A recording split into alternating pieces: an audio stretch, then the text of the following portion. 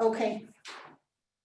All right, I'd like to call the Parks and Recreation Advisory Board to order. This is 6:01 p.m.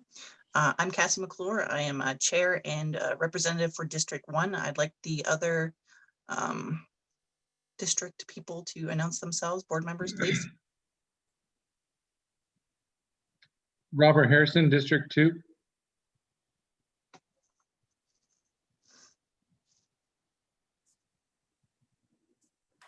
Megan Schuler, District 6.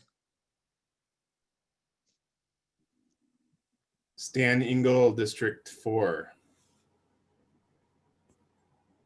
Eric Montgomery, District 5. Ms. Ayler. They're introducing themselves. Ms. Ayler, Yes, I'm here. could you state your name? District 3. Okay. Is that everybody? Staff then as well? Go ahead, Hazel. Hazel Nevada's recording secretary and senior office manager. James. James Woods, Keep Las Cruces Beautiful program coordinator. Kathy. Kathy Matthews, landscape architect. Ceci. Ceci Vasconcelos with the Community Engagement Office. David. David Cedillo, Public Works Director. Franco. Franco Granillo, Parks Administrator. Jennifer.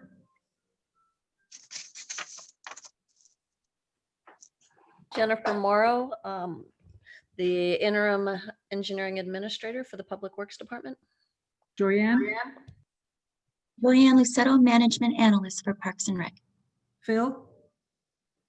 Phil Katnack, Recreation Administrator. Robert. Robert Nunez, Youth Services Administrator. Tony. Tony Trevino, Interim Deputy Director of Public Works. And Sonia Delgado, Director of Parks and Recreation. I think I got everybody. Okay, do we want any of the public participants to announce themselves at this point or wait until the section for them? You can if you'd like. It's entirely up to you. Yeah, go ahead. If they're available, please make yourself known. I'll give it a couple seconds. All right, a couple of seconds. I'll go on to conflict of interest. Is anybody on the board or city have any known conflict of interest with any item on the agenda? None. No. All righty, so let's go for the approval of the agenda. Okay, no conflict. Can I get someone to approve the agenda? Madam Chair, I move to approve the agenda. Thank you. Sorry, Do I have a that's Eric. Do I have a second? Yes, and before, if you could, to help on this for transcription, announce your name before you speak, that's probably helpful. Robert Harrison, I second the motion. All right, I have a 1 and a 2. Are we all in favor of approving the agenda? Aye. Aye. Aye. Aye. Ms. Ayler, Aye. do you approve? Yes, aye. Alrighty, so we'll move on to the approval of the minutes. We have 2 minutes to approve. Let's do 4.1. That was August 20th. Does anybody would like to approve the minutes from August 20th?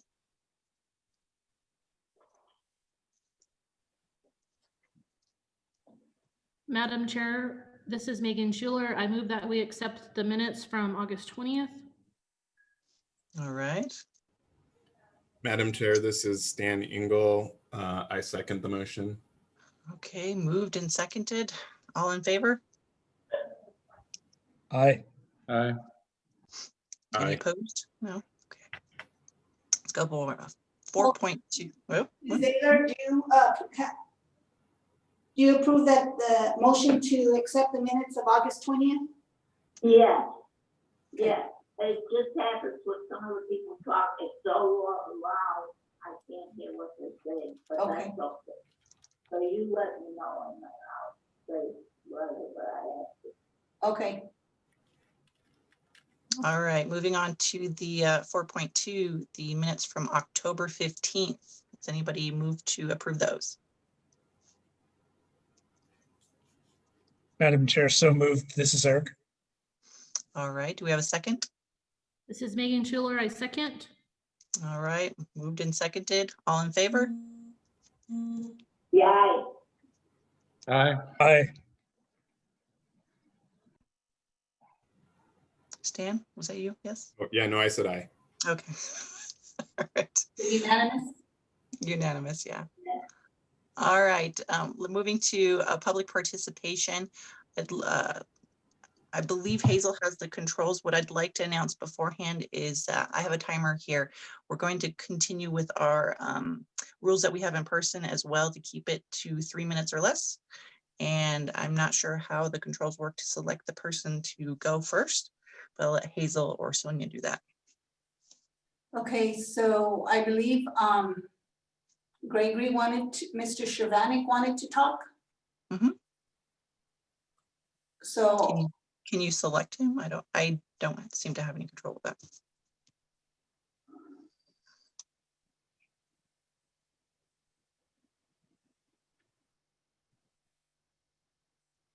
We're working on it. Hold on.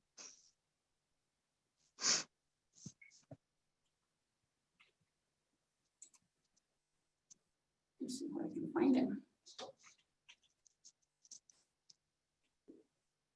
He was there. He's not there anymore. Yeah, I moved him to a panelist because for some reason it's not letting me, it says ask to unmute. Okay, he's unmuted now.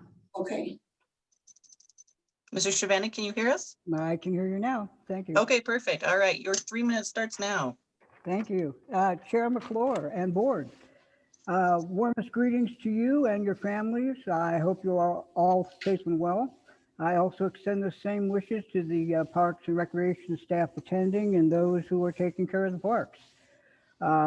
Chairman and board members, I wish to impart to you some informational items concerning the Nevada Cool Corridor, a Parks and Recreation project.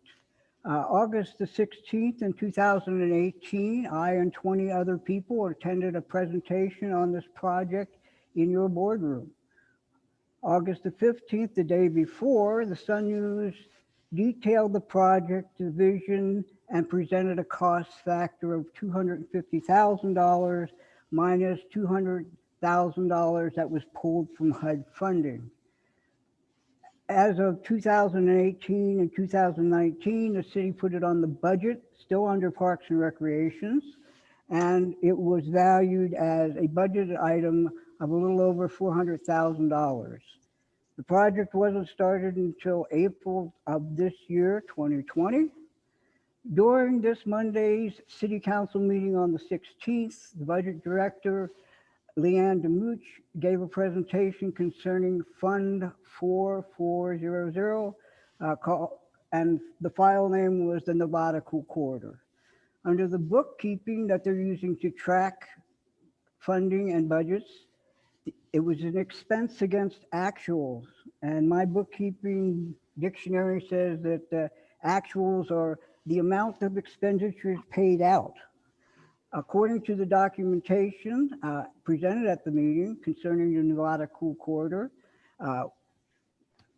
it has $2,228,396 as an expenditure. If you care to verify this, YouTube and the city council meeting, Leanne Demuch, and of course, David is online to defend this, as I've already gotten some pushback concerning my interpretation of bookkeeping terminology. I just want you to know that if this is true, then what was presented to you is never going to happen. The public isn't going to receive even a small portion of what the money could have been used for. And Parks and Recreations has taken on a maintenance cost perpetuously, meaning that your children's children could be sitting on this same board, and the Parks and Recreations will be having this as a budget item. So as you discuss budget. All right, Mr. Shvanik, your 3 minutes. Thank I'll you. give you. Okay, all right, thank you. Sonia, I'm not sure exactly. I know that we can, if we wanted to put it on the agenda for the next meeting, that's something we can do right now. But is there a way for you to speak or to anyone else to speak to that issue during public participation? I don't know. Well, Madam Chair, so Mr. Shaban, I have David Sedillo is in this meeting also, and we did provide some information earlier today at the CIAC meeting, and so I'll have David Sedillo come up. He's also going to provide a final cost breakdown, if you will, when the project is completed to the CIAC. And we can bring, when he does that there, we can bring it to this meeting. They're on the final phases of that project right now. So once that gets taken care of, so possibly, I'm guessing maybe January, but as soon as that closes out, we'll make sure to bring that information forward. But I'll yield the floor to David Sedillo if he'd like right now, and he can probably give some more information. Thank you. That'd be great. Good evening, Madam Chair, members of the board, David Sedillo, Public Works Director. And Sonia is correct. We did mention at the prior meeting, the project itself and the purchase order for the project is listed at $500,547.29. The project is in the closeout phase. Final inspection has been done, punch list issued. So as Sonia mentioned, we're in the closeout of that. Once that project is complete, we will be providing a breakdown to the CIAC committee, and can provide the same documentation to the Parks and Rec Advisory Board as well too. Also mentioned in that last meeting, the fund that Mr. Shvanik is referring to is the 4400 fund. Part of the fund or funding for the project was in the 4400 account. So the amount that was listed in there was 2.2 million. That doesn't necessarily mean that $2.2 million was spent on the Nevada Cool Corridor project. Okay. Do any of the other board members have anything for that? Thank you, Mr. Sedillo. Thank you. Alrighty, so I believe we have one more person who, or two more, I'm not sure, who wanted to speak for public participation. I'm not sure if Mrs. Scola wanted to speak. She did ask to attend the meeting. Mrs. Scola, if you'd like to speak, if you would just raise your hand, and then Hazel can bring you in so you can unmute and speak. There you go. Thank you.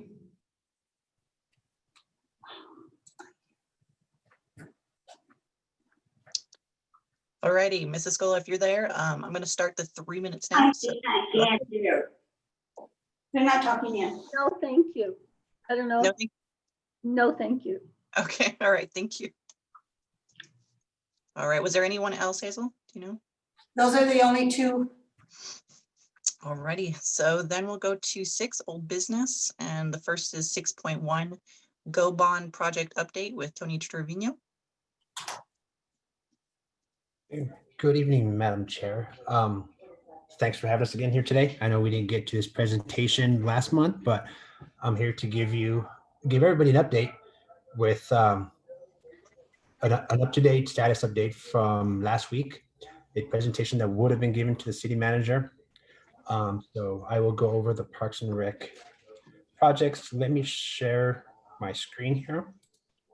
And I will just jump to the screens that pertain to Parks and Rec. Can you see the screen? Oh, yeah, share. How's that?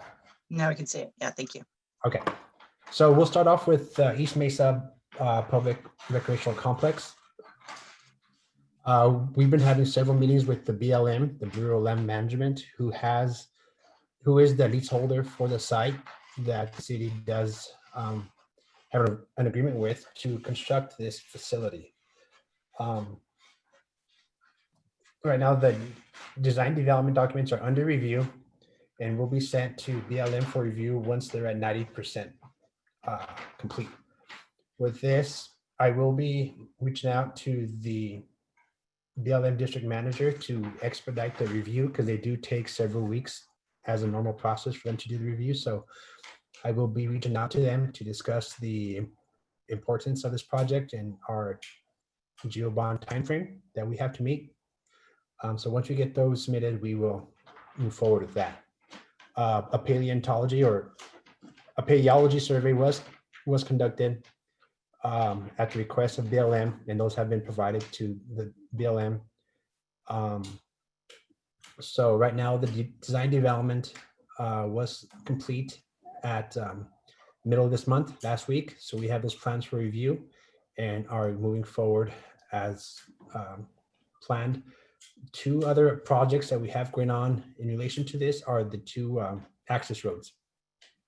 The Camino Coyote access road and the Sonoma Springs access road. Design is moving forward with that, and we plan on having Camino Coyote under construction, hopefully the beginning of 2021. Hopefully by February, we can start that roadway so we can have access to the park. Again, here is back to we've shown before. This is what the phase one amenities will look like as per the GeoBond question. We have 2 soccer, football, multi-use fields up on top. We have 8 pickleball courts here in the middle, 2 baseball diamonds, and the 10-acre traditional park. Amenities that we'll be doing here is restrooms. I believe they're going to be located somewhere in this area here by the pickleball courts. However, the major infrastructure for all the final build out for phase 2, which you can see that are kind of grayed out in the background, will be installed at this point, so we won't have to destroy any of the improvements during the next phase 2 of the project. Some of the amenities are the entry roads like I discussed. The parking area here, we'll have some areas that have a recycled asphalt finish and some that are dirt in the interim. We will have adequate parking for the parks and fields that are there now. And once we fully get designed and built out the final phases, we'll have more than adequate parking throughout the facility. Another item that will be included is a maintenance yard at the northeast corner above the BLM property. Unidad Park. We had to go back and get a change order by the consultant for the addition of a recirculating pump and some showers. So we did get the cost proposal from the consultant, and we are moving forward with the redesign of the site. 95% construction drawings will be delivered in approximately 8 weeks. The additional cost that we're going to be that's going to be incurred because of the recirculation pump and the showers is about $520,000 that we are currently working on and have discussed that with upper management. Moving on to the next. Here is kind of an overview of what the park will look like, where the splash pad is, the newly constructed play structure that I have showed in previous projects before, in previous presentations, and the distance here, which is very important to the access distance to the showers at Rangaya that we will be utilizing and rehabilitating to include the showers in there. So you can see there's a distance requirement from the splash pad to the shower facilities of 200 feet max. The Hadley work update. The underground electrical conduits have been installed at MAG. Jim Hardy electrical layout is underway. The MAG restrooms and concession area, that demolition has started as of last week. And the MAG lighting installation is scheduled to start on December 28th. We have discussions with the contractor that design build contractor to hopefully try and overlay and do some of the projects, some of the tasks simultaneously to hopefully shorten the project length. The Parks and Sports Courts update. Lions Park has been underway, and the second half, the south half, was to start last week. That project, due to that week that we had some snow and the whole quarter-inch of snow that kind of shut down the city, that had an effect on the construction also. So that is slated to be complete, Lions Park, on December 15th. Youngs Park Tennis Court will start the end of the month or first week of December. And the Desert Trails Park will start December 20th, 2020. That is based on the phase approach that we discussed with the contractor to move forward. The trails update. We have the contract amendment on the design build contract with Highland Enterprises. We have reviewed their 60% design and are moving forward with the cost and the amendment. What this will allow us to do is receive the 100% drawings from the design build consultant and move forward with construction. We do have one permit already acquired by EPID for the Mesa drain, the South Loop connection. And the next one that I believe Ms. Kathy Matthews has already submitted to EBID is the Armijo lateral trail. And I had calls into EBID today, and I believe Ms. Kathy Matthews had also to determine when will be on their agenda for approval of that permit. So the next big milestone is I will be taking the contract amendment to City Council for approval. The dog parks. These projects were included in the Animal Service Center RFP, which is already out for advertisement. We did have the pre-bid conference yesterday, which was successful. We had several contractors interested in the project. Those bids are due January or December 10th of this year. So with that, when we get those bids in, this is an RFP, so we will re-intervene in a selection of advisory committee, go over the proposers, and our direction from here on these projects is to not go on a selection based on low cost. This is based on performance and previous experience with the contractor.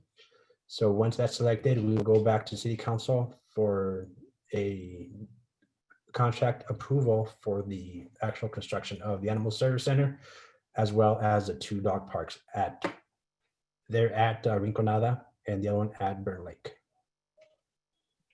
I just want to go to the next one where I have the schedule to kind of show you these updates. This does have all my Geobond projects, but you can see here the East Mesa Public Recreational Complex is slated for the end of the 3rd quarter of 2022. Unidad Park is during the 4th quarter of 2021, so that'll put it around November of 2021. East Hadley Avenue Recreational Complex with all 4 of the softball and baseball fields will be completed next year, 2021, at the end of summer. And the Parks and Sports Course will be at that same time. The trails is slightly further, probably December, end of November, December of 2021 for the completion of all 3 trails. And last but not least, will be the dog parks, which is in the same schedule as the Animal Service Center, and that will be completed 2021 next year around November also. With that, I will open up for any questions regarding these projects. Thank you, Tony. Board members, do we have any questions or comments?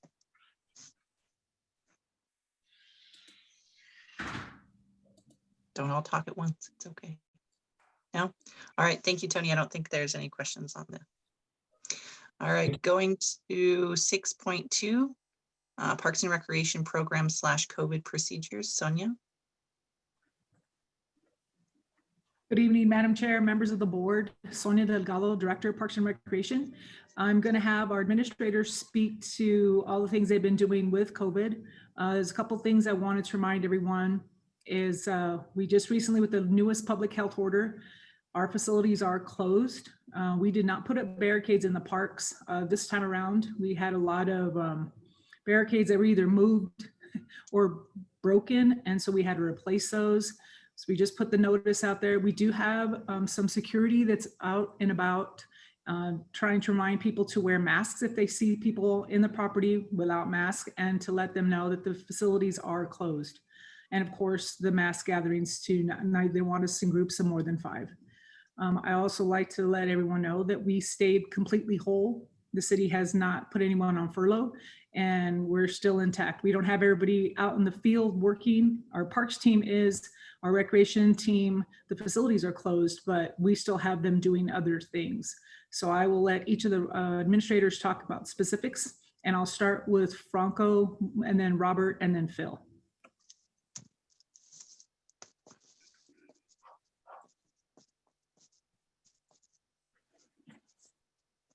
Good evening, everybody. This is Franco, Parks Administrator. Some of the policies or procedures we've been following it with our staff is, kind of like Sonia mentioned, our facilities are closed right now, but we're still maintaining the areas, for use. So what we do is we stagger our crews. We have them come in at different times between 6 and 6:30 in 10-minute intervals. So we don't have any gathering in the morning or in the afternoon when they go home. We're still following our COVID safety practice and guidelines. We sanitize our vehicles. We keep clean with frequent hand washing and hand sanitizer use. They're aware that if any symptoms are presenting themselves, that they need to stay home and follow the rules that are put in place by HR, which is self-identify any issues that they have, and they work directly with HR, and they are kept at home until they receive a test, a negative test, and then they're brought back on board. So we're doing very well, keeping safe and healthy in our section. Again, some of the other things that we're also taking care of is, before we got shut down, we were still maintaining our trails, we were still maintaining our parks and our specialty areas. But right now, since they're closed, we're still trying to keep up with the maintenance by following the schedules that we have in place. So our restrooms are still being attended to, but we're still painting our restrooms. We're servicing things just like we're not shut down in order to keep clean, in order to be prepared when we open up again. I'll discuss a little bit more what we're doing in the athletic fields and the staff member comments, because we did reach out to our groups. So we wouldn't leave them hanging during this time. We want them to know exactly what's going on. So we do have feedback there. And I don't know, I think the name of the game right now is just keeping everybody safe while we're still able to perform the duties that's required of our staff. So again, we're mostly spending most of our time with security, with following COVID safe practices while we work, social distancing, wearing our masks, and keeping on schedule as best as possible in our right-of-ways, our medians, our alleys, our athletic fields, our trails, our parks, and our construction projects. So that's what we're doing right now. And if anybody has any questions, please feel free. Thank you. I think Robert, right? Good evening, board members, Ms. Chair and board members. Robert Nunez, Youth Services Administrator. So with the governor's orders, as Sonia mentioned, our out of school time tutoring and learning sessions have come to a halt. We are still serving dinners at all of our 5 locations from 4:30 to 5:30. We too were following COVID safe practices, taking temperature checks, paperwork for tracing as a tracing mechanism, staggering our sessions so that staff would have time to clean, morning session and afternoon session, so staff were rotating through. We try to keep our cohorts together at all of our locations. At times we had to share some folks at different locations, but things have been going well. We had good attendance going. And then we initially got shut down. And then when the governor now has pretty much put a halt to that program. So staff is being creative with reaching out to the youth and the students and families via telephone, through Zoom meetings. And again, as I mentioned, we continue to serve the dinner meals. And we have seen an increase in those requests for meals. So we're working closely with FYI to make sure that we have enough meals for the families during the dinner period. Our diversion and development program has gone virtual since April, and it continues to go virtual. We've seen some positives with being able to reach some of the youth and families that we may not have stayed in contact with, and it's easier for them to log on through these virtual or through the Zoom meetings that we're having.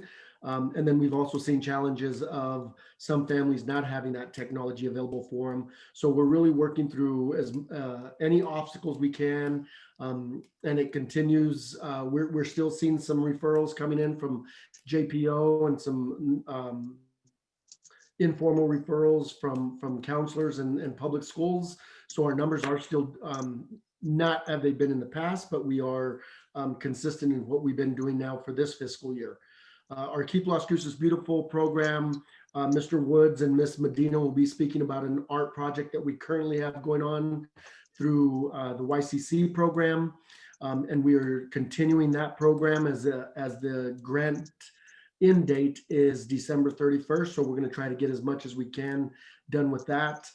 James's staff for the graffiti abatement has been coming in on a daily basis, and they continue. We have seen a steady amount of graffiti that they are having to address. So they've been doing that since the initial start of COVID, and they've been continuing and doing an awesome job with the abatement, as well as picking up some nuisance areas of litter, needed litter pickup, and some other our supplies and equipment disbursement that we were doing 3 times a week to the community, so as to stay in as the guidelines say with the governor's orders. So we are continuing to look at things outside the box and try to come up with different alternatives for volunteer programs, for tutoring for our youth, for mentoring for our youth, and then certainly trying to stay connected with our families through meal programs, reaching out with our partners of Juvenile Probation Office, public schools, Gadsden Independent School District, FYI, and trying to just make sure that we're doing everything that we can to provide a healthy and safe environment, first and foremost for our staff, but then for those that are utilizing our programs. And with that, I will stand for any questions. Do any board members have any specific questions for Robert right now? Franco? Hearing none. Phil, I think you're next. Good evening, Madam Chair and board members. Phil Katnack, Recreation Administrator. With the governor's orders, parks and recreation programs and activities are shut down. Since the last time I talked to you guys, we've had quite a bit of stuff happen though. We stepped away from the pickleball and tennis business, and we were able to open up Mearshite Recreation Center for fitness classes with our fitness area. We brought in our treadmills and ellipticals and rowing machines and brought them into the rec gym, so in a large spread out safe area so that people could work out. We also opened up Franco Abatement Community Center for table tennis, at least to give the seniors and the patrons who like to play table tennis on a limited basis that opportunity. We had started working on some virtual videos to start doing some sports skills and show that kind of activity. So we're working on that as soon as we get back from the shutdown. Our staff has been working hard to work in a safe manner and get our facility, while this period that we're not doing as much activities, we've done some work to our facility. At Franco Abatement, we've put tile in our multi-purpose room and hallways. At Mearshite, we've been able to resurface our fitness areas with some fitness flooring, where in the past we had carpet, which isn't very suitable for fitness equipment. And in the next 2 weeks or so, we're getting ready to work on our wood floors in our league gym. Those wood floors haven't been done in over 25 years, and a floor lifespan is about 10 to 15. So our gym floor has served its purpose, and we're getting ready to replace it during this period. Our staff has been working hard to find ways to reach the community during this period. So you'll see posts on Facebook and just some positive messaging from our guys. And as we look to the future, we're really doing some research and some out of the box thinking to see how recreation programming is going to look like when this COVID-19 passes. It might be that sports activities aren't the same as they used to be. They might be held in a different manner. It might be that we step away from some of the recreation programming that we currently do and look more towards community wellness activities. So our staff is looking into all that kind of stuff as we work forward. The last thing is the Regional Aquatic Center is closed right now, but it was closed anyway because we're getting ready for inspection. The inspection was to be held next week, but with the governor's orders, NMED has told us they're not going to be able to give us an inspection next week. It'll probably be moved into December. So we'll be getting the word out to the community there because we cannot open the pool until we get our annual inspection. Fringer Pool is still open. It's closed right now, but we open it up for lap swim. That pool, again, it gets very cold in the winter. So when we start moving into December, January, and February, the challenge is to keep the pool temperature up, and our staff is working diligently to try to figure out ways to keep the water temperature up. So that's what we're doing right now. We're hanging tough and we're staying positive, and it's good to hear from all you guys and to be able to speak to you guys. And if you have any questions for the recreation section, I'm here to take questions. Thank you. Thank you, Phil. Board members, anything you'd like to ask, comments, suggestions? Madam Chair, I'd like to also ask Kathy Matthews. She has the special projects portion. And then I had Ceci. I don't know if Ceci wanted to chime in. I just wanted to break that up a little bit. Thank you. Sure. Thank you, Sonia. This is Kathy Matthews. And so we continue to work on our projects. The three of us are working remotely now and still coordinating with closely with parks and with all our other partners, especially in public works. A number of projects we've got going right now, of course, are the skate park renovation request for proposal that has been drafted and we're editing it now. We're working on a cultural resources survey for Apodaca Park that's required to finalize the grant that will move us towards getting a splash pad at Apodaca Park. We are working on electrical upgrades at Veterans Memorial Park that will lead us into having lighting in that park, additional lighting. And we're finalizing specifications for a booster pump for the irrigation system at Soldados and Apodaca Park so we can expend water smart grant funds on that. So those are just some highlights of projects we've been working on. And we continue, like I said, to work remotely and appreciate all the efforts of our colleagues. Thank you. Thank you, Kathy. Ceci? Good evening. This is Ceci Vasconcelos with the Community Engagement Office. So besides trying to keep as much information out to the public to keep them updated as to what Parks and Rec activities are going on, we also maintain the website to keep the most up-to-date COVID information that people have access to. And we also have a Ziggy Mask campaign going on in social media where the message is positive, but we're trying to reinforce the safety guidelines that the public should be following. And we hope the repetition will gradually sink in and keep the community safe. So that's a few of the things we're doing. Thank you. Lastly, Madam Chair, board members, our admin office is still operating, although it is closed to the public. We have staff in there and phones, answering emails, making sure that we still get our daily operational things of that nature taken care of. We do still have half our team out there in the field, but everybody is still working in some form or fashion, still moving right along. It's just been a little bit different lately.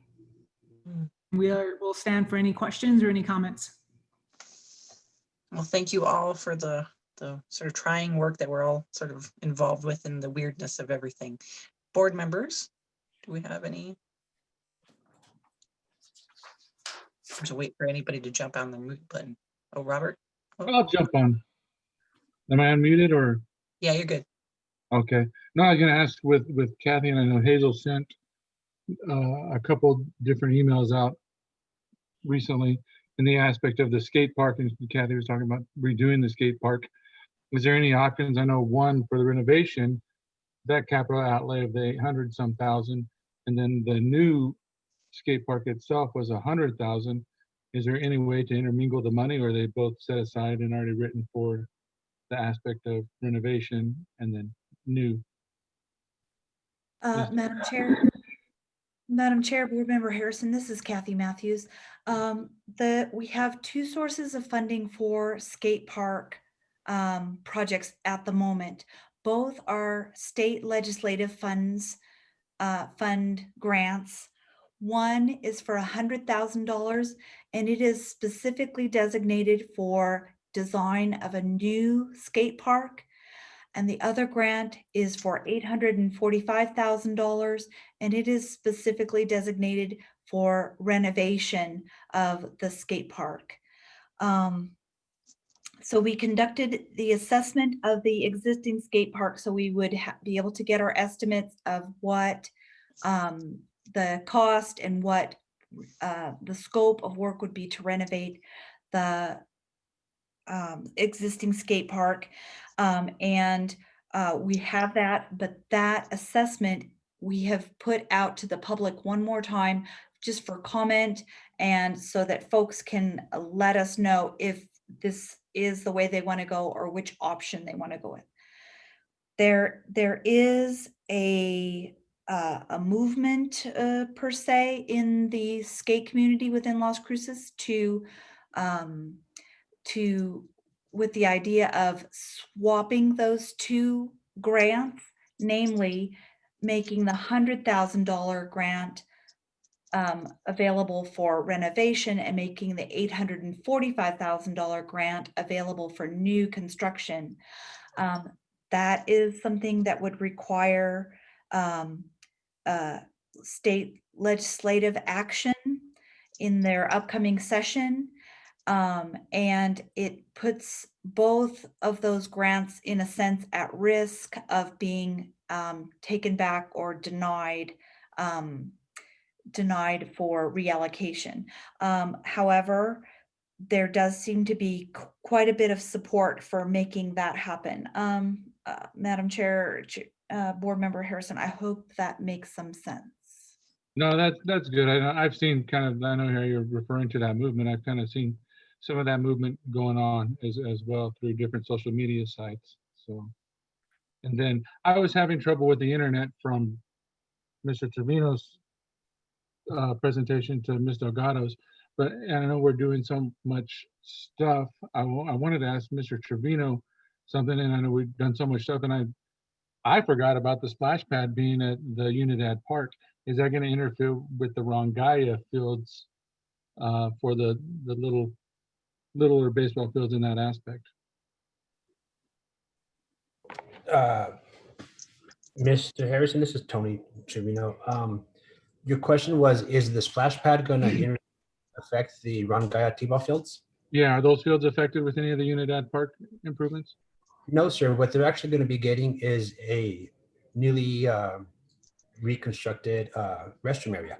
So with this restroom area that's there, we're going to install some baby changing areas. We're going to install some additional stalls and some showers on that facility. So they won't get affected, excuse me, in the way of loss of land property, but they are going to gain newly renovated bathroom area. Sounds good. It's just kind of renovation and new improvement overload. So forgot about that one. No, that's fine. Thank you. Yes, sir. I'm good, Madam Chair. All right, anybody else? Okay, going once, going twice. All right, we're gonna head to 6.3 budget information with Joanne, sorry. Good evening, Madam Chair and members of the board. My name is Joanne Lucetto, and I'm the management analyst for Parks and Recreation. I've been with the department for 7 years, and I'm here to present our FY21 budget. If I could share my screen, please.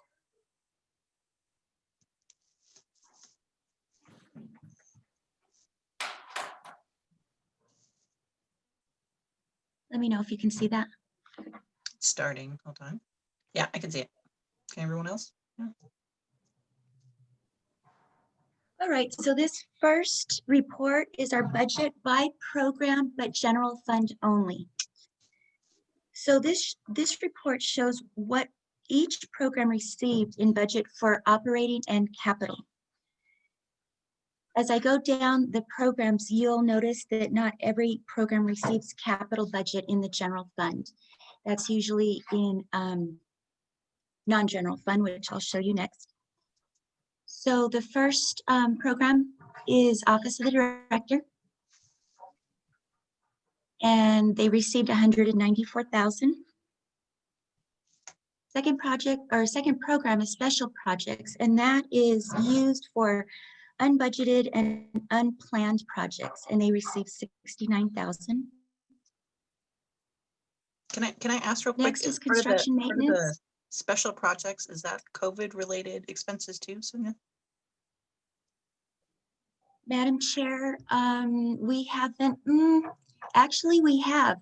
When other staff,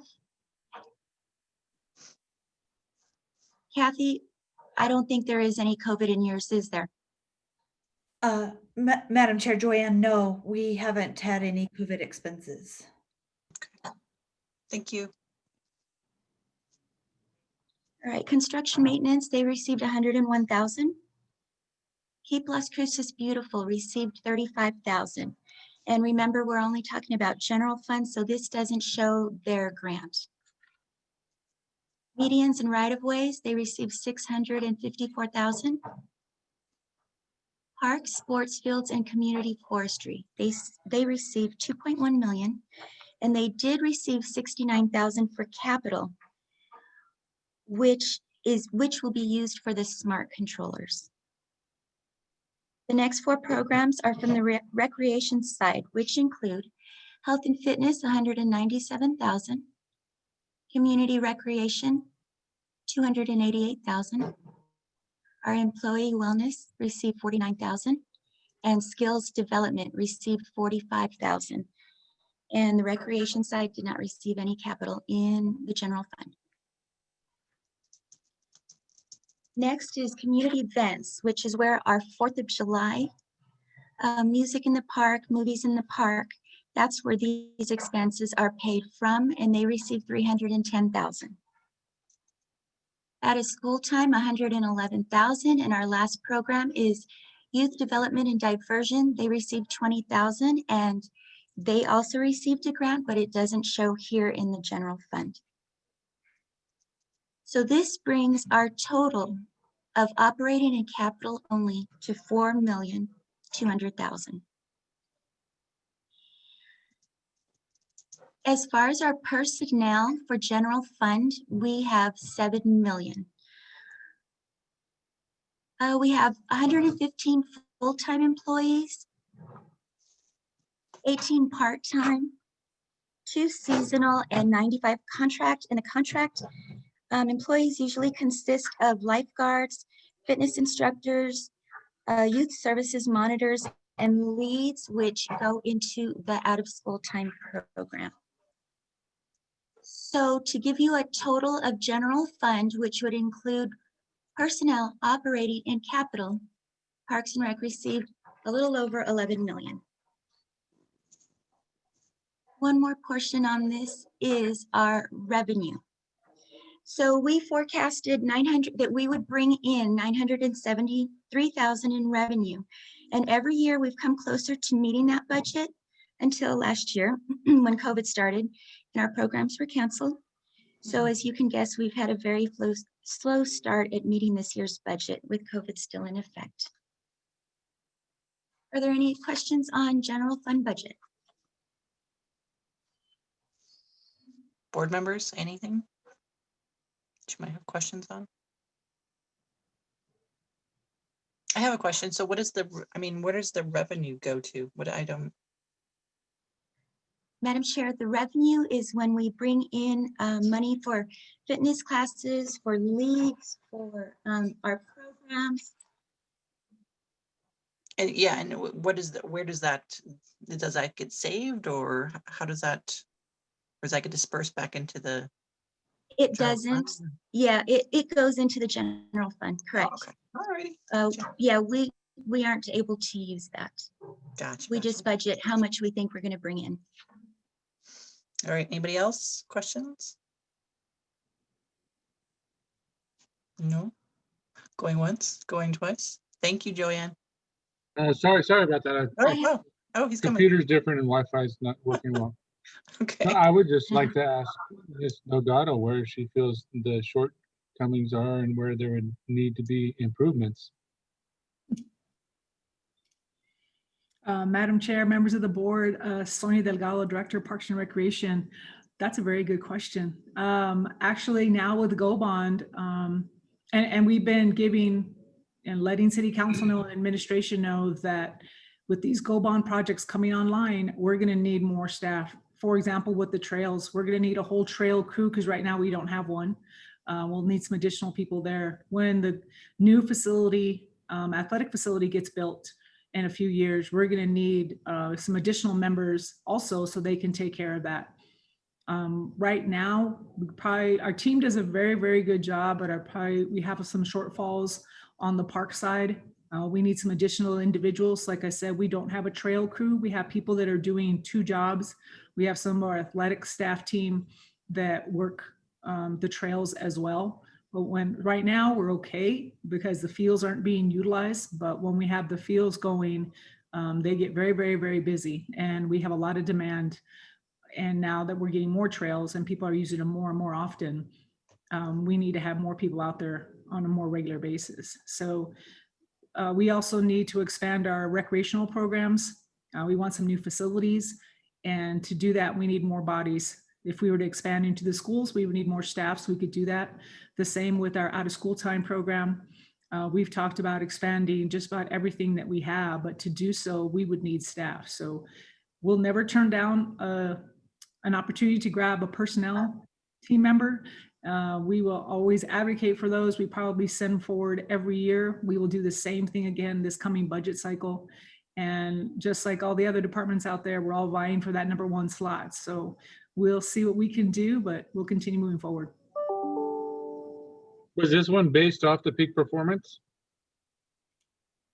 Yes, these are all our programs from Peak Performance. Yes, sir. Okay. Thank you. Ms. Delgado, I have a kind of a same follow-up question to what you just said about the personal capital with all the Go Bond, and sorry, this is Megan, with all the Go Bond projects that are going on, how do you guys foresee needing some capital to be added to those to keep those capital improvements going forward on these new projects as well once they're completed? Madam Chair, members of the board, Sonia Delgado, Director of Parks and Recreation, what we'll need is we need to find a maintenance fund of sorts, a stream that comes in for that so that we can continue to take care of those. We have discussed that. That has come up and they are aware. We're trying to strategize and put together some options that maybe moving forward, we can create one for Parks and Recreation. And so as we flush those out, I will bring them to the board so we can kind of talk about them and let you know what we're thinking about. I think we have some good ideas coming forward, and that can help us take care of that, because we definitely need a maintenance stream that comes in on a regular basis. And then on that, this might go back to Joy-Ann. Just want to confirm or clarify the revenue that's coming in goes back to just the City of Las Cruces General Fund, not to the Parks and Recs General Fund. I wasn't sure on that, how you presented that with Cassie's question. Madam Chair, Board Member Schuler. Yes, that goes back to the general fund. Parks and Rec doesn't have their own area for revenue. It goes back to the general fund. Interesting. And is that how is that how the City of Las Cruces works in general, or is that specific by department? Say, for example, if economic development has revenue, does that go back into the general fund also? Madam Chair, Board Member Schuler, it all depends. There are several departments in the general fund. So if they are there, then yes, it all goes into one pot of money. But an example would be transit. They're not in the general fund, so they have their own revenue, which would go back to them.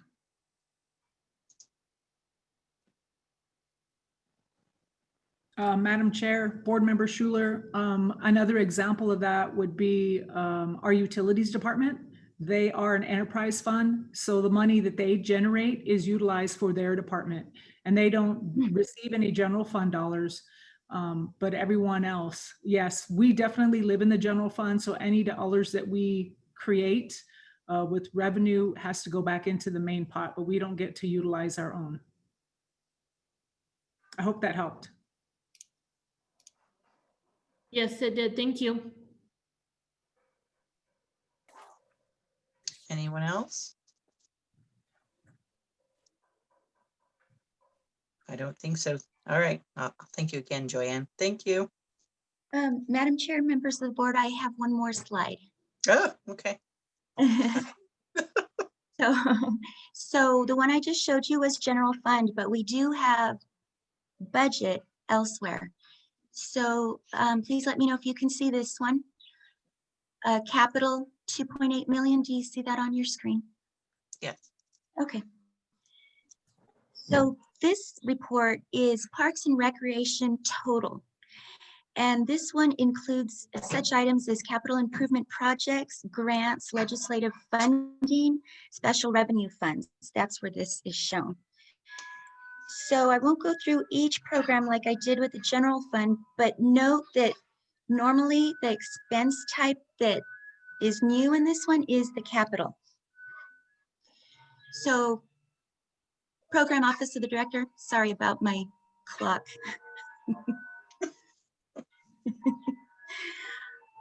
Office of the Director Capital, they received 2.8 million.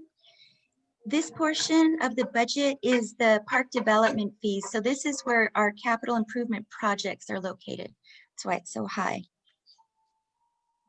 Down to medians and right-of-ways, they receive 1.9 million. And that is median improvement project from state legislative appropriation. Park, sports field, and community forestry, they receive 1.3 million. This is where we were given 260,000 for new vehicles. The Joniana Move Trail, park security lighting, and RTP University Loop project is also located there. The rest of our programs have no capital budget related to any of those grants, legislative funding, or capital improvement projects. So in conclusion, the total Parks and Rec FY21 budget is a little over 18 million.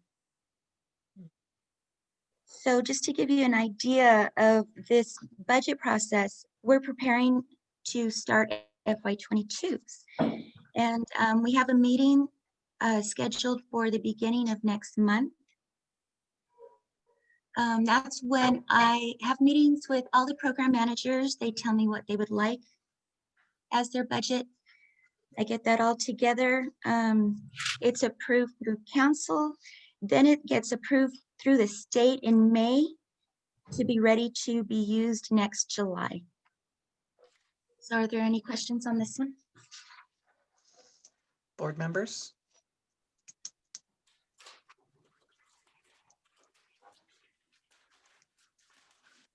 I don't hear any, but I was wrong last time, so.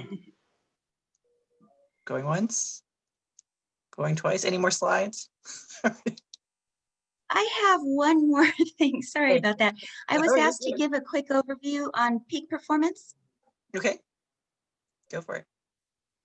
All right, so peak performance, it gives us an opportunity to show where we're doing well or where we're lagging.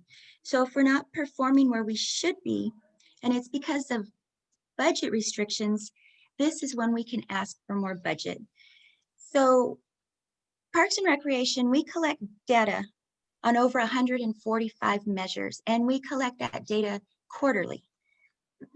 So every quarter we report on a handful, only on a handful of those 145, and they're reported in our quarterly meeting to administration.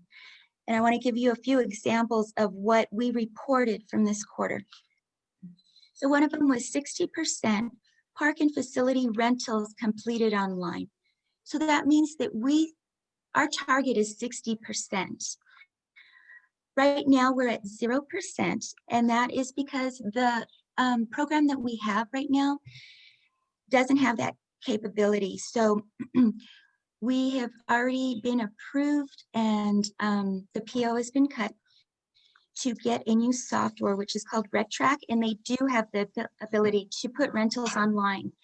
So that'll take about, I don't know, I'd say 6 to 8 months to get that going, and then you'll see that 60% park and facility rentals completed online, we're going to try and meet or exceed that. Another measure was 55 KLCB presentations provided. So that means we think cumulative for the year, we can provide 55 presentations. Due to COVID, our first quarter, we were at 6. Another one is 45,000 health and fitness participants enrolled.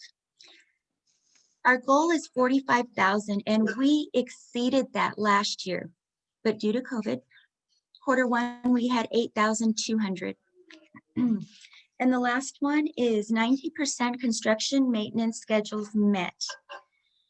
So due to construction staff working out of their schedule, we were only at 15% this quarter when our target is 90.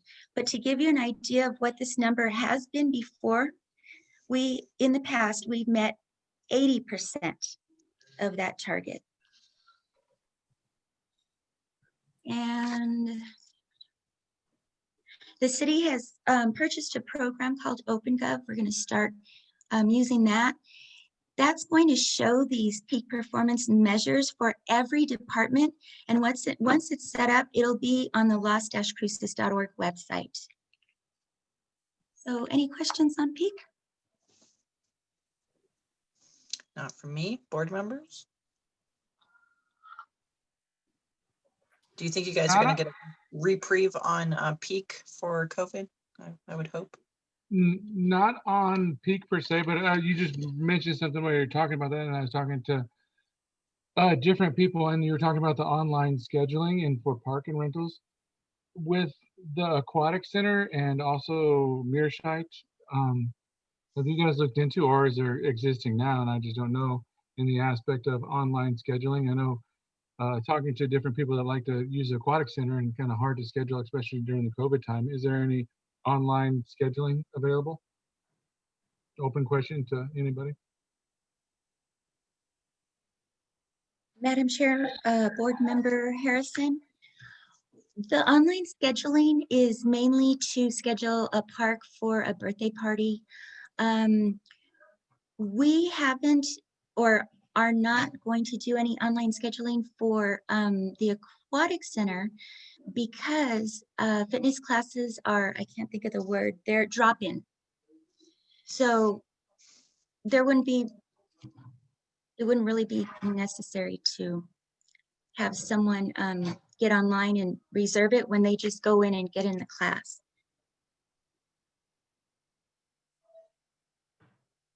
Thank you. There had some people trouble-wise with the swimming and just because of COVID restricted numbers and things of that nature. Oh, Madam Chair, Board Member Harrison, I understand what you're saying. So you're talking about like the lap lanes. Correct. Okay. I guess we could do that online reservation for the lap lanes, but we're going to start the training in January, hopefully go live in March. That's something we could discuss with Phil if he would want to do something like that. Yes. And then also in the other nature, I know hopefully teams rent Mearside for practice and other facilities, but that might be an option too. I know everybody's trying to push online scheduling for anything and everything. So just to think about. Thank Madam you. Chair, Board Member Harrison, yes, that's a good idea. I'll talk to staff about that. Thank you. Anyone else?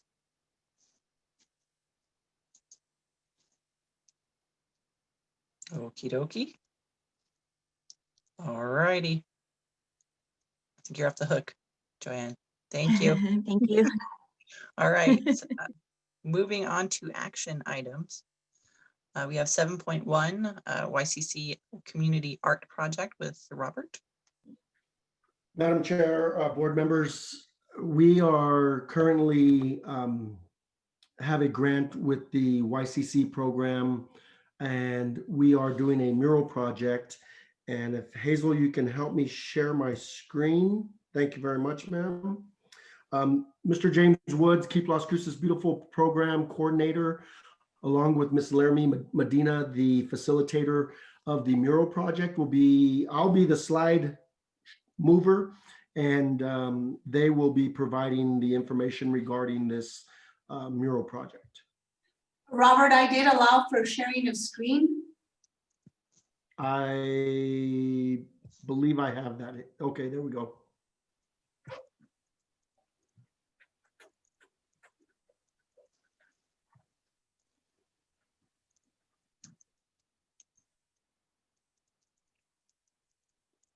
So with that, I will pass it along to Mr. Woods and Ms. Medina.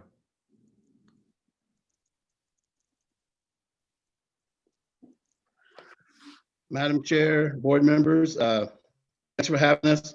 It's a pleasure to share the project with you.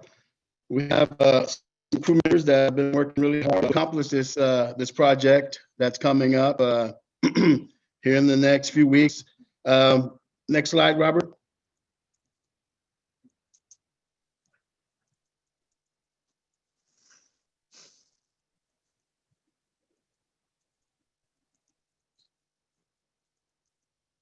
He froze.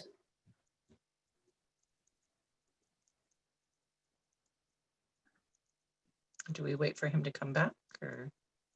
Apologies. I can jump in there and hopefully he can get back on board. So the Youth Conservation Corps, we received 2 grants this last year. One was for a water audit project, which Miss Kathy Matthews, along with our parks section, did the work, and then we are doing the community mural project. Participants age in ranges from 16 to 24, and the grant amount this year was almost $130,000, in which we received, and the city in-kind contribution would be $13,000. The grant funding, of course, will allow us to hire YCC crew members and facilitators. And then with the mural project, it was identified the area near Cole's shopping center on Travis Path. There's the tunnel that goes from Travis Path over to North Townsville by Sam's Club. And so that's where staff will be working on this project. Overall, the project, the crew members, a grand total between both programs had 16 total crew members, and to include a facilitator for each program. Utilities, water conservation section was involved, and of course, Parks and Rec Department, Parks Special Project section. And with this one, it is our Keep Las Cruces Beautiful program. We just recently went forward to the City Art Board last week and provided this information to them.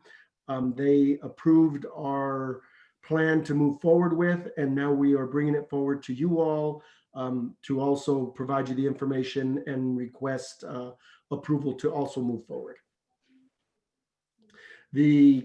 With the completion of the grant is on December 31st is our deadline. We certainly hope to be able to start the program. Staff has started the program, crew members, facilitator, and they've been working on it, and you'll be seeing the next few slides in regards to that. And we would hope to be able to get as much done as possible before that December 31st deadline. As I mentioned, Ms. Laramie Medina is the project facilitator, and Mr. James Woods is the coordinator of Keep Las Cruces Beautiful. And I will pass it along to Ms. Medina and allow her to introduce herself and continue the presentation. Okay, I'm gonna jump my mic on. My name is Laramie. I know I'm a new face to a lot of you. I have a lot of familiar faces as well from previous positions. James, if you want to go ahead and get me that next slide. I'm sorry, Robert. Forgot James isn't here. So we actually did 2 concept designs. This mural's huge. It was a little over intimidating when we went in there and realized how big it was. So we came up with these 2 different concepts. And basically it was, I do have a crew full of all females. I think my oldest is 20. And we've got 1 from Las Cruces. We've got 2 from Mayfield. I've got 1 from Centennial. And our 2 NMSU students are Oñate alumni. So we've got a good range of everybody from, different areas of town, and kind of asked, like, what do you see when you think of Las Cruces? You think of a mural and how it attracts visitors. What is something we want to show them, and what's something you think would be kind of fun or something to show them when you're not from here? So the first one we have is titled Outlook of Las Cruces. We have the Organ Mountains, some local plant life. We included a quail, just something you see when you're driving down the road or any back roads. We've got 2 divisions, one of kind of like the university area, and then another of our downtown area, and we included some farmland.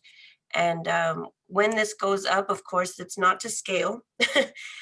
These are going to get scaled up quite a bit, and we've decided to include trails. So we want to try and incorporate starting points for a lot of the hiking trails here in town. One of our girls is very much into hiking and outdoors life, so she wanted to include that. So if you want to show them that next slide, this is the picture. Everyone wants to take a quick glance at it. We've got, of course, our sunset. We did check with the Zia. We were notified by the art board that sometimes there is a conflict with the Zia symbol and the Zia tribe. We were actually able to find out that since this is not being used for any monetary income, that we don't have to outright seek permission other than show them kind of a finished product when it's done. So when I went ahead and I found all that information and have that ready. So yes, this is the before picture of the tunnel. And more or less, of course, it's not going to be the whole tunnel, but that goes to the next slide. Where we did a community collection. Now this is several different pieces. Again, these are all going to be anywhere from 5 to 6 feet each. I know a couple of them are a little bit more when we scaled them out for the actual area. But this is the Rio Grande, the White Sands Monument. We have the Missile Range, a balloon fiesta, and we did a road sign. And all of this one is kind of like, if you're not from here, you would be able to take a quick drive and visit all of these named locations. A lot of people, what is there to do in Las Cruces? this is what there is to do in Las Cruces. It's the land of enchantment. We need to remind people that there's quite a bit of sights to see here. So if you want to go ahead and pop that one next. So each one of these is their own panel.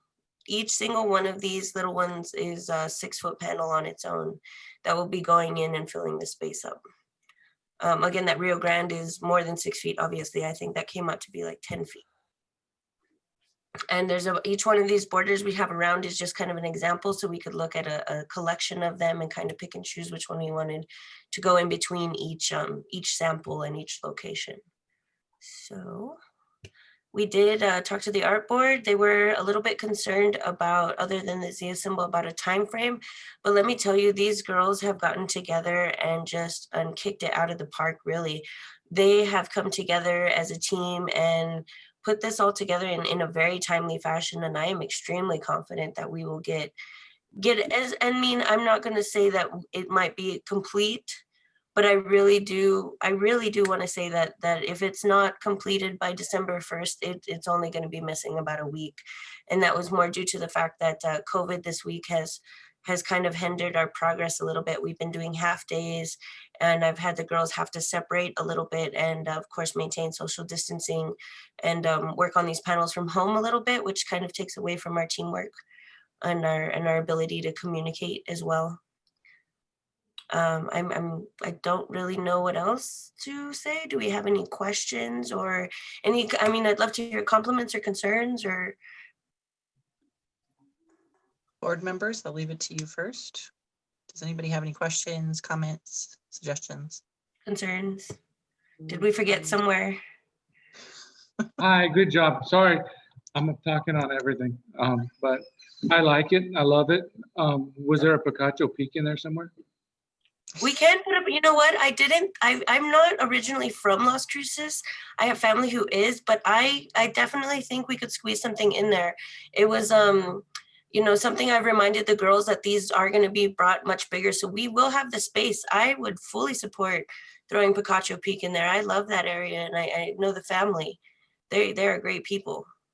Yeah, that's the only thing I saw, because I think I saw like a Lincoln County. Yeah. Croft, Ruidoso, or yeah, no, we can definitely throw something together. We do have tomorrow, and the girls are coming into, if you go one more forward, Robert, I think one more after that, sorry. Yeah, we could definitely throw something in there to that extent. I kind of forget that area's, it's COVID. I haven't left the house in quite a while. and then also there's Aiden's Crater and Kilbourne Hole, kind of local. Definitely. Just ideas, but no, my main concern is awesome, and I love that they're doing it. Main concern is the safety of their artwork, and then the graffiti and all the stuff that comes with that. So we did have that concern brought up, and my suggestion to the art board was there that I do want to start, we are supposed to go in there on Monday, and I want to get some pictures going, but I would very much like to start, and I wanted to ask about keeping Las Cruces Beautiful as a social media presence, if anything else, starting maybe like an Instagram page or a Facebook page for this mural, because I know that Las Cruces as a community, if you kind of ask them to keep an eye out, they're very good about being vigilant and kind of keeping an open ear or eye. And I thought maybe to turn it to the community and say, hey, this mural is going up, and if you have a chance to pass by and look at its progress, that way there's more than just 1 or 2 eyeballs keeping an eye on it. Yeah, that is, because that would be horrible graffiti, and then how do we fix it? So I did kind of wonder about maybe Las Cruces, keeping Las Cruces Beautiful Facebook page. I don't know who has that page or if one exists, but I really do want to start a social media presence and kind of ask the community and say, hey, you know, keep an eye out. This is going up. Look at the progress. Ceci, do you know if that's something that you can help with, or? This is Ceci Vasconcelos, Community Engagement for the record. Yes, that is definitely something we can look into, Laramie. That's a great idea. And so trying to remember if Keep Las Cruces Beautiful does have a Facebook page, but we will look into that for sure. And if it doesn't exist already, we will figure out how to make that happen. As well, I want to put in that my degree is in creative media. So if that is something that you need help with, please, by all means, I would love to assist. Excellent. Thank you, Ceci. And also thank you, Robert. I appreciate your comments. Anything else? I had a question about the graffiti as well, but I think it was kind of answered. But so the draft 1 versus draft 2, is that selected by city council, or who? I might have missed that. That's okay. Both are actually going in the tunnel. Ah. Yeah. So one, I do plan for the Rio Grande to be in the middle, and the previous slide to go in the middle, and these surrounding areas will go on either side of them. Oh, Yeah. I got you now. Okay, And, all right, that's cool. These samples of the borders are just kind of swatches. We put this one together, and I think this one is about 7 feet big in real life. So they're swatches just so we could see what kind of borders we wanted to put in between and above and below. Oh, that's really cool. I think they're beautiful, and I think the area really needs it. And I think there's pretty good traffic. I live right by it, so I'm excited to see it. Awesome. Thank you so much. Any other board members? This is an action item too, so Sorry, I'm a desert rat, and so I'm born and raised here. And also, I was thinking of the Elephant Butte, the Elephant Butte Mountain in the lake too, is something nearby. But anyway, I'll shut up now. No, thank you, Robert. Thank you. Appreciate you. Yeah, this is Stan Engel, District 4. Mr. Harrison sort of beat me to the graffiti. I was, I think also Ms. McClure was saying the same thing, but that was my only concern. But I really think this is great. It looks great. I haven't, I'm an avid bicyclist, but I haven't had a chance to really ride my bike because of COVID. I know it's solitary, but I just sort of don't want to fall off my bike, break something, and then have to go to a hospital. So, but I look forward to when it's all over to riding my bike and through that area again. And when it's up, really great idea. I don't know if this would probably be something for the art board, but maybe the art, can the art board even have a like social media presence of all the public art in Las Cruces? Yes. I don't know if I know that NMSU was doing something like that a few years ago, but I think it's sort of been abandoned. They had like a social media page where they were trying to document all the art that was publicly available. But yeah, that would be, again, that would be a great way to kind of, make sure that everybody kind of sees it. Thank you, Stan. The ladies over at Moss Art actually suggested doing something of like poker cards with the local artwork. Again, if I can refer to Ceci, if you do get a Keep Las Cruces Beautiful page going, or we find out more about that, I have collected quite a bit through my research of the town's murals. So if anyone wants those, I do have them handy. I think that's a great idea. I really do think that since we're putting more artwork in town, we should really start showcasing it. There is a page called Murals of Las Cruces. Okay. I don't know if you guys are familiar with that. I remember that they had something to do with the NMSU library too, that they either archived and took pictures sort of for posterity. That might be something to reach out to as well. Okay. Yeah, Madam Board Member, I think that was what I was referring to, was the Murals of Las Cruces. I want to say I checked it a few months ago and it seemed like it was defunct or they hadn't updated in a while. Okay. Anyway. All right. So what action are we sending this to City Council? Is that what I'm understanding? Madam Chair, board members, what we're just requesting, we're requesting approval to move forward with the project. It does not have to go all the way to council. It would be just through the board and through Parks and Rec Advisory Board. All right. Do I have anyone who would like to make that motion? Madam Chair. Oh, I have one question before you make the motion. You have both drafts, but both murals are proposed to be going up, correct? Yes, so the second draft, that is the collection, those are actually individual panels. Each panel is about 5 feet to 6 feet. A couple of them are a little bit bigger, but it's quite a long tunnel. Like there is plenty of space for all, they're just all gonna fit next to each other as a kind of almost like in a museum, like you would see different showcases of artwork. Each girl worked on one individually, and then together they put them, they worked on them together and painted and got those all organized. Okay. Thank you.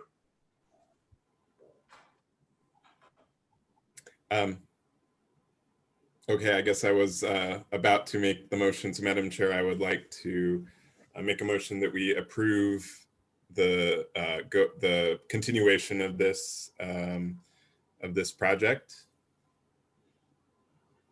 Second, Eric. Okay, perfect. Any discussion on that? No, you did? I don't know. All right, all in favor? Aye. Aye. Marilyn, yes, too? Yes, she did say yes. Okay, perfect. All right. Unanimous? Oh. Yes, are we good? Okay, I guess that's motion passes.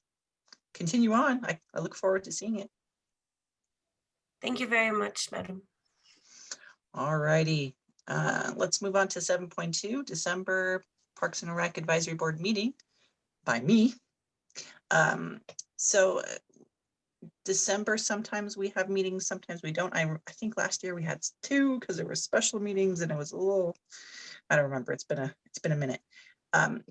Sonia, if we don't decide not to have a meeting in December, are there any action items that are going to get hampered by that?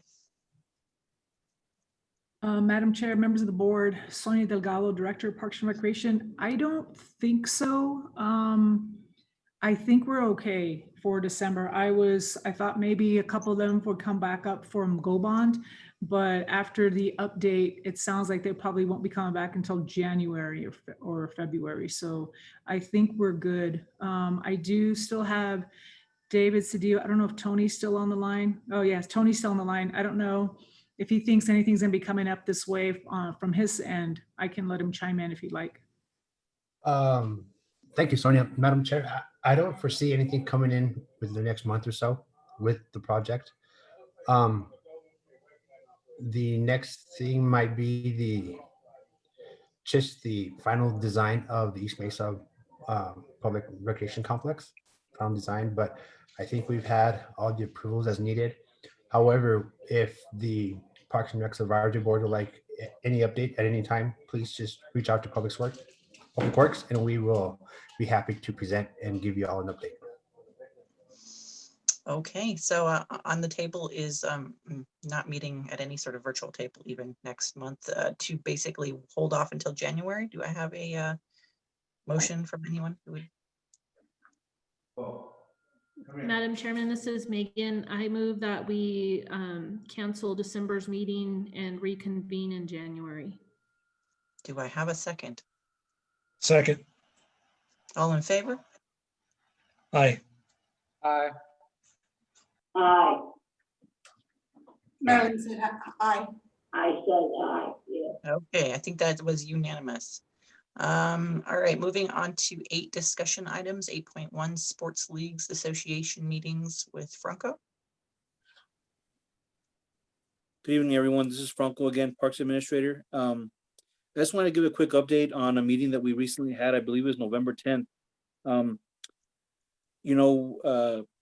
The parks and trails and those kind of facilities have been in the limelight during COVID because we've been open, we've been closed, depending on the governor's orders. And another area of our operation that has been shut down as well is the athletic fields, because most of this time, competitive sports has been banned until our numbers improve or we're allowed to have that kind of activity in our fields.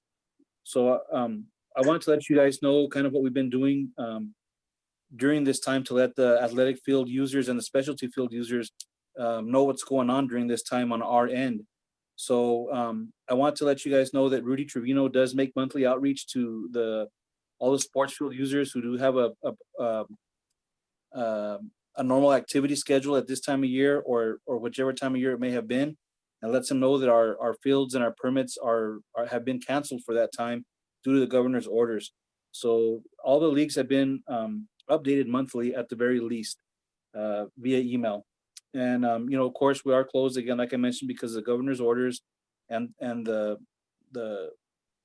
just don't have the ability to provide a facility for contact sports right now because of the order. And I also did mention that what our go bond situation is now. And if you ask me, I think the go bond is going pretty smooth on Hadley. Public Works has done a good job helping us and actually leading the project, along with Kathy and Will from Parks and Rudy and all staff, who's just really kept an eye on the projects. So I let them know that if we are able to open at some time soon, because the numbers allow to do so, then there still is a possibility of field sharing, that we've talked about that the last couple of years, where adults may play on the same facilities as kids because of the lack of space, because of the renovations being completed. So I want to make them aware of that if we do open soon for some reason, that could be a possibility that field sharing is still gonna have to take place. They also did give us a few suggestions that we did take back to the department and we'll continue to discuss. One of them was accepting permits for the upcoming year. And if we have to cancel due to the governor's orders, that's okay. But they would like to start advertising for next year. So Sonia, myself, and Rudy will discuss that further about taking permits for the upcoming year.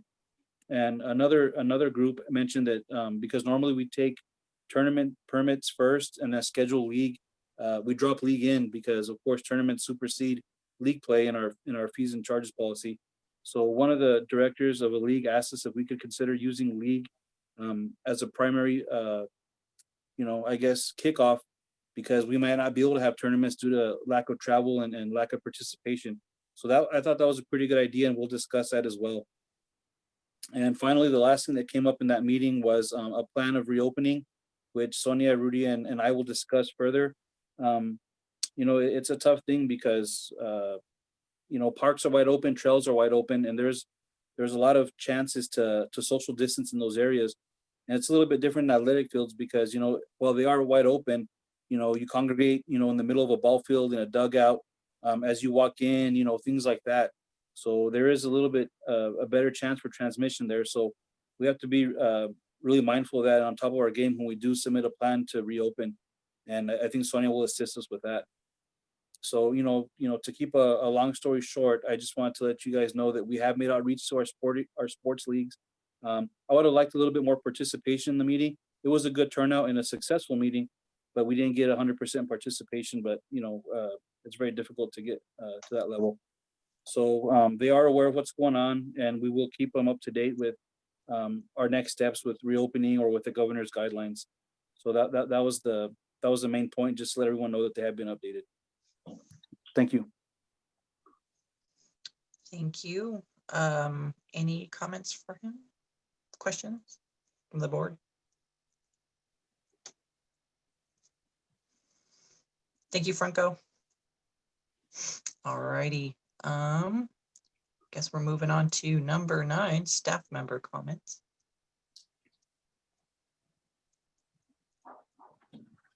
I'll let the administrators go first. Franco, Robert, Phil. For me, just looking forward to getting through the year safe. Staff is doing very well, trying to keep their normal activities up while things aren't so normal around them. So right now, the name of the game for us is just remaining safe and helping where we can.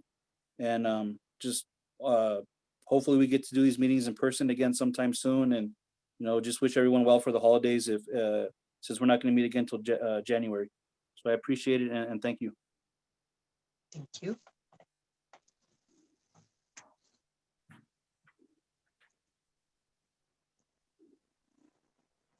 Madam Chair, board members, again, as I mentioned earlier, with all of our programs, we are postponed at this time, but staff is certainly looking forward to getting back and getting face-to-face programs.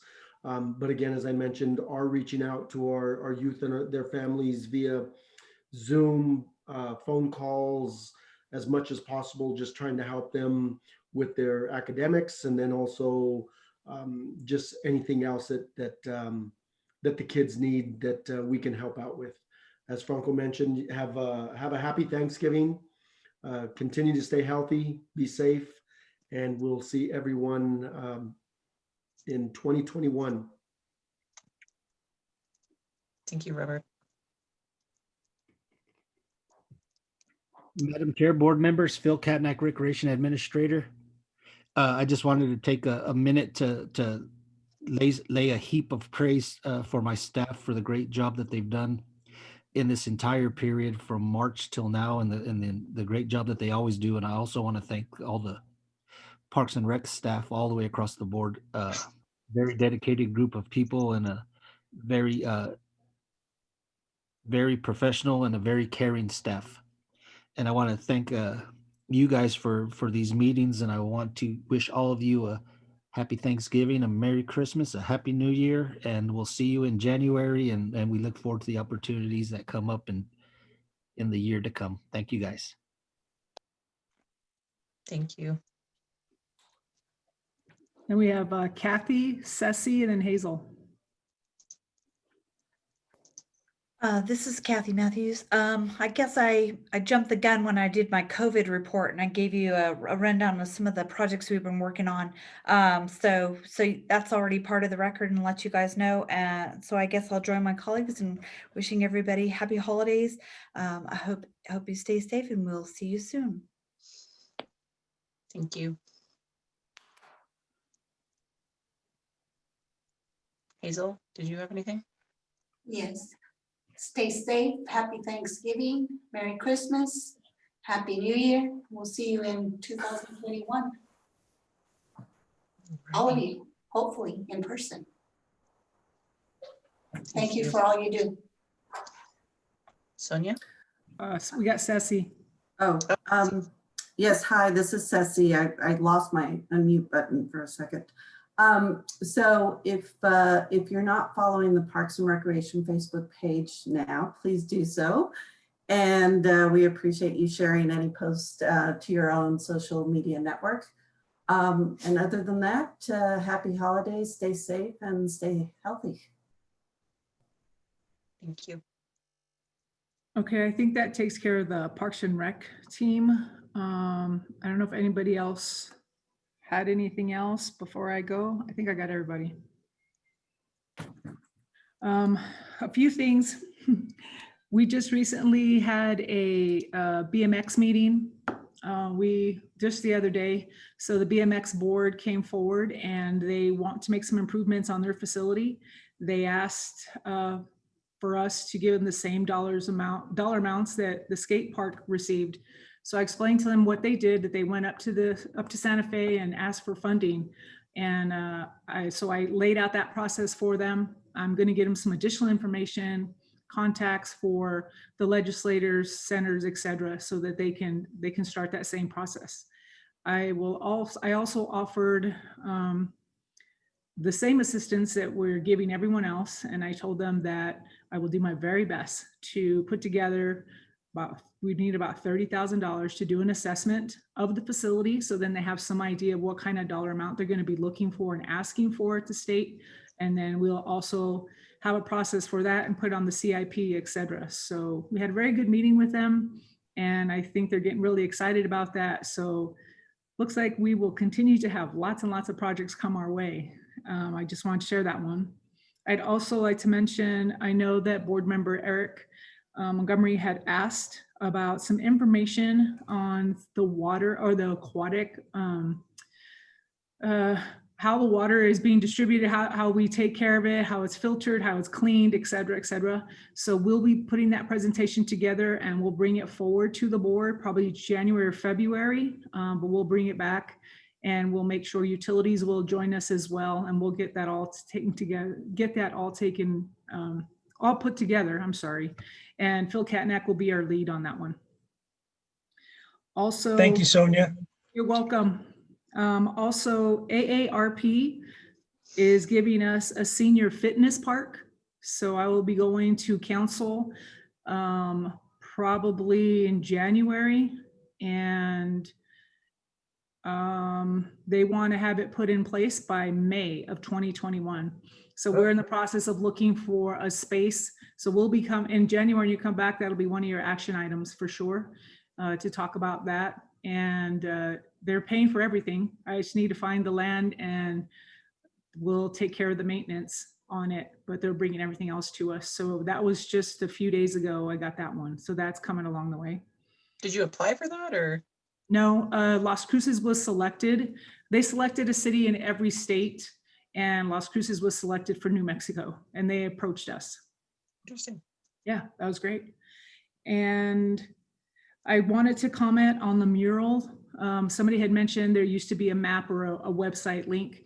So we're in the process of creating something like that with the artboard, and we'll have it on our website so that people can click on it and kind of go take a tour of the city. So we're working with them on that one. So more to come on that. And lastly, please have safe holidays. And I appreciate all that you do. And I'm so very thankful that you're all very engaged with Parks and Recreation. And it's really nice to know that we have a board that cares and that they like to participate with us. So that's really important. So stay safe and healthy, and we will see you back in January. Thank you. Thank you. All right, I think it's time for board member comments unless anybody else. Okay, let me make that call out. Anybody comments?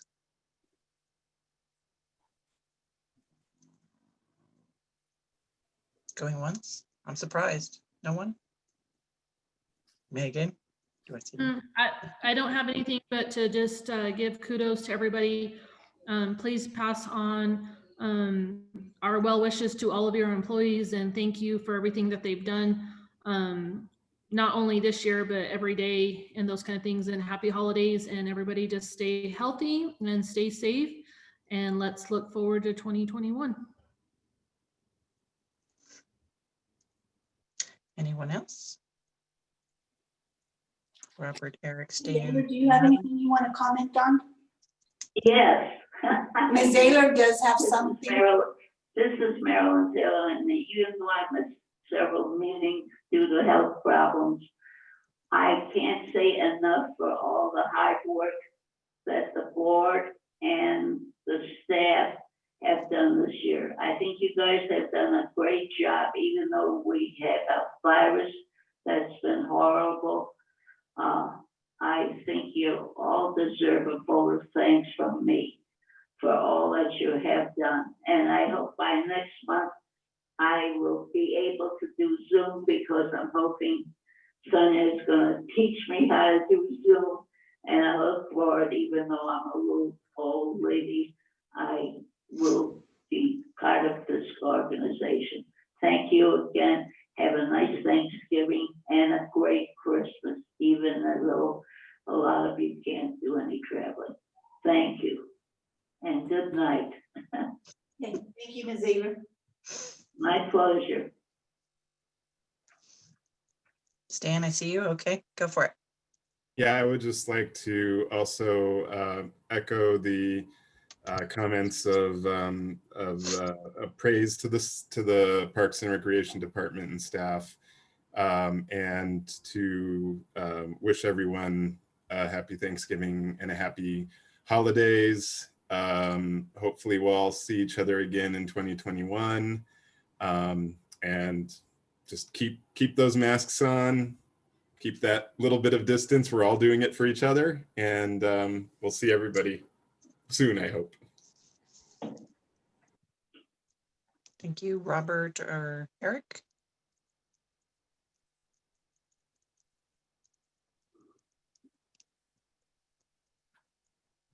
I see you, Robert. Waiting for you to find the mute button. You're muted. You're muted. Muted, still muted. There you go. Sorry, the whole screen went off. No, I just say happy Thanksgiving, Merry Christmas, but also kind of give a personal story that happened within the last couple months. And just so that staff that's here and staff underneath the staff and friends and family just kind of take home a story. And I know some people know, some people don't, but nurse practitioner up at Mountain View, I had my own exposure in October-ish. So we always think, okay, quarantine 2 weeks, right? So my exposure, I went home, I've lived in the RV outside my house for 3 weeks. But that first week,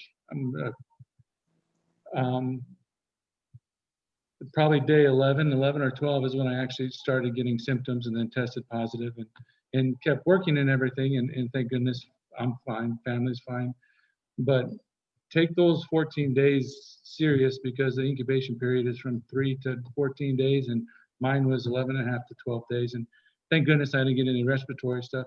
It felt like a bad flu, and I kind of make a joke with patients that, to me, it felt like menopause, because hot flashes and drenching sweats. But if staff that's on this meeting, or friends and staff of staff, just make sure to be diligent on the quarantine, even though you're feeling fine. I felt fine. I thought, it's been 12 days. We have a hunt coming up near Glenwood. My sons wanted to go scout, so we went up there, and of course, passed it on to them. So, but just kind of take that note to really take the quarantine days into consideration, because they can turn around and bite you in the butt. And then, other than that, staff, Park and Rec all together, fantastic job. There's just so much going on, and especially at a time when we're not able to be together, and you guys are doing awesome. So good job. That's it. Thank you. Eric, I think you're on the hook now. Yeah, I guess so. I just want to say, when I'm on these meetings a lot, I'm hearing there's kind of this undertone of, we're all kind of dealing with this. We're all trying to truck through it and get through it. And I think we're all trying to be positive, but I just really want to encourage everybody to find a reason to smile, to give each other a thumbs up and a pat on the back, and because I think everybody's doing incredible. And anyways, I really just hope the best for everybody's holidays. I think I hope you guys just blow it out of the park for the next 2 months, and just have an absolutely amazing time. And I'm hoping that Las Cruces just has a ton of snow, and we just get dumped on. So that's all I have to say. See you in 21. Thank you. All right, since I'm the last one, I'm just going to hurry us to 2021, because thank you guys all. You guys know what kind of work you do, and I think you have an idea that you're appreciated by all of us and the entire community. So unless there's anyone else, I am looking for a motion to adjourn. So moved. A second? No? Second, Robert. All right, thank you. We'll see you guys in We January. didn't vote. We didn't vote. Oh, you didn't vote. Oh shit, I was gonna run away. Okay, vote yes. Aye. Aye. Aye. Aye. Mary? Yes. Yes, And for ma'am. Eric. Bye. Perfect. All right. Yeah. All right. See you guys later. When did it adjourn? 48. Adjourned. Bye. That's good. Stay safe. Bye. Thank you. Bye, thank you.